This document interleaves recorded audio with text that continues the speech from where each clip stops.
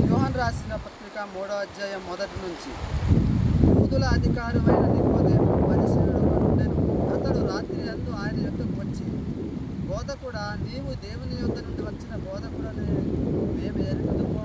దేవుడు అతనికి తోడై ఉంటేనే గాని నీవు చేయుచున్న క్రియలు ఎవడునూ చేయలేదని ఆయనతో చెప్పెను.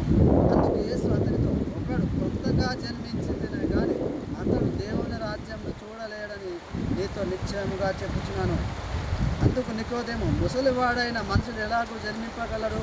రెండో మారు తల్లి గర్భమందు ప్రవేశించి జన్మింపగలరా అని ఆయన అనగా యేసు ఇట్లనెను, ఒకడు నీటి మూలముగాను ఆత్మ మూలముగాను జన్మించుతూనే కానీ దేవుని రాజ్యంలో ప్రవేశింపలేడని నీతో నిశ్చయముగా చెప్పుచున్నాను.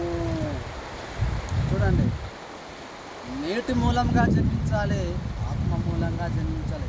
అదే బాప్తిస్మం. నూతన జన్మం, నూతన జీవితం, నూతన రాజ్యంలోనికి, పరలోక రాజ్యానికి చేరడానికి మార్గం. ఈ బైబిల్ రావడానికి ఎన్ని సంవత్సరాలు పట్టింది, ఎంతమంది రాశారు, ఎంత త్యాగం. ఈ బైబిల్ మన చేతికి రావడానికి ఎన్ని పరిస్థితులు జరిగాయి. రోజు ఇదే ఆధారితమైన గ్రంథం, అధికారిక గ్రంథం. ఒకడు నీటి మూలంగాను ఆత్మ మూలంగాను జన్మించితే కానీ అతడు దేవుని రాజ్యం చూడలేడు. సో బాప్తిస్మం తీసుకోవాలి.